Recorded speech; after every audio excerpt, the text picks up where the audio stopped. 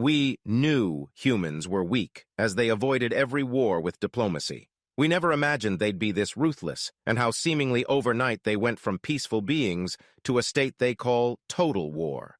War is in their blood and soul. They thrive on it, mostly when the odds are against them. For 100 years after they joined the Council, the so-called human peace existed. They talked their way out of every conflict that came their way, seeking always to reach a peaceful outcome.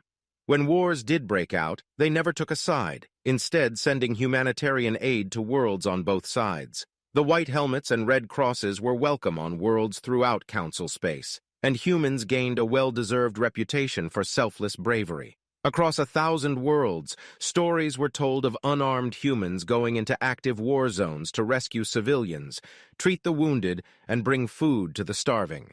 Peace could not last forever, however. The Bythorn Empire, bolstered by successes against their smaller neighbors, turned their greedy eyes on human space. They demanded the surrender of several key border worlds housing millions of human colonists. Humanity refused but tried to negotiate. Mistaking pacifism for weakness, the Bythorn made an ultimatum: hand over the worlds or be destroyed. The deadline came and went. The Bythorn invaded. 13 worlds burned. 10 million humans died. The human peace had ended. It had been estimated that humanity could produce perhaps a dozen warships a week, compared to the 100 the Bythorn could make.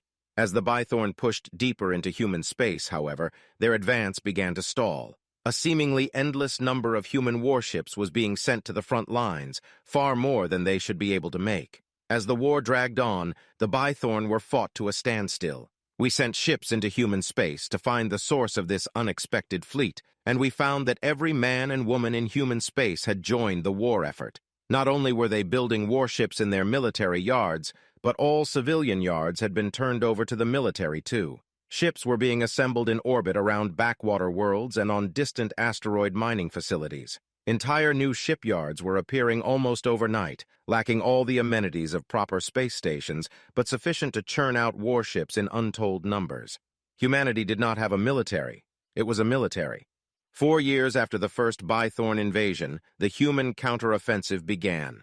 The Bythorn front collapsed, and humanity retook their worlds. They pushed deep into Bythorn territory, destroying fleets, smashing infrastructure, and rapidly rending the Empire unable to fight.